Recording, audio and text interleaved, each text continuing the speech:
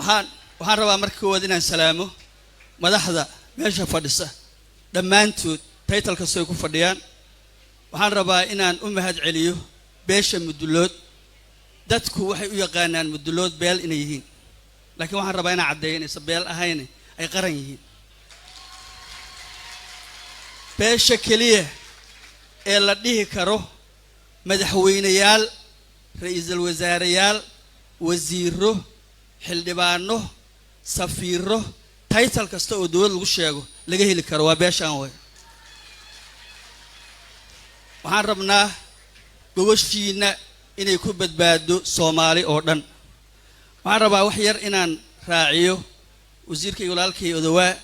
oo runtii aad uga hadlay aniga asaguba inaan maxaa la yiraahdaa kaalin fiican ka geysano dhismaha gobolka Banaadir wuxuu xaq u leeyahay waxa gobolada kale iyo deegaanada kale xaq u leeyihiin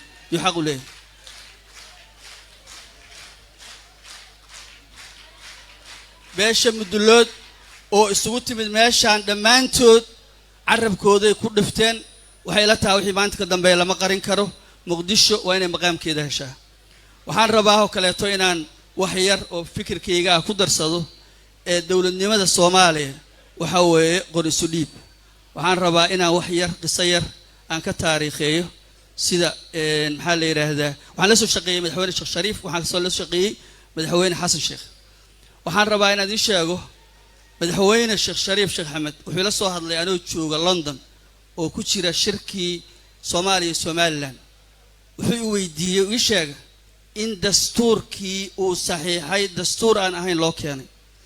madaxweynuhu wuxuu weydiiyay talo waxaana talo ku siiyay in Soomaaliya aan u tanaasulno si ay dawladnimo u gaarto dastuurkana loo daayo baarlamaanka sagaalaad inuu saxo oo dib loo saxo wuxuuna go'aansaday inuu tanaasulo wax kasta oo dhacay inuu tanaasulo Soomaaliya si dawladnimo u gaari lahayd aad ugu mahadsanyahay sidoo kale madaxweyne Xasan Sheekh Maxamuud waxaan xusuustaa maalin Jimco subaxnimo 2 saac iyo bar subaxnimo telefoon soo diray waxaan u tagay xafiiskiisa aan u tagay gurigiisa asoo jooga maalintaas wuxuu la soo shiray Security Council-ka oo ka yimid New York oo xamar isugu yimid baarlamaankuna jihu u socday maamul goboleedna jihu u socotay madaxweynuhu wuxuu go'aan qaatay kursigiisa inuu ugu tanaasulo Soomaaliya dikreet uu qoray oo ku soo saarayo doorashada ku soo saarayo saasaan doorashadii ku dhacday 2016 waxaan rajaynaynaa qor isu dhiibkaas sidiisii u socdo waxaan rajaynaynaa beeshaan beelweyntan mudulood oo salka ah gogosha ah ee korkeeda la saaran yahay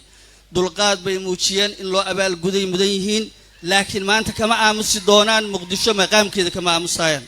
waa idinku garab taagannahay waxaan rajaynaynaa ilaahay idinkiisa inaad ku guuleysataan waxaan rabaa inaan mahad celiyo walaalkay Khaliif Macalin Nuur oo runtii asagu aad isugu taxallujiyay arrintan sal inuu noqdo iyo dadkii guddiga ahaa oo kala nooc walba lahaa oo gogoshaan soo qaban qaabiyay beeshaanu nasiib bay u heshay inay Soomaali oo dhan ay gacanta ku dhigto waxaan idin rajaynayaa inaysan ku ekaanin mudulood ee la gaarsiiyo Soomaali la gaarsiiyo aad baa mahadsantiin. Assalaamu calaykum waraxmatullaahi wabarakaatuh.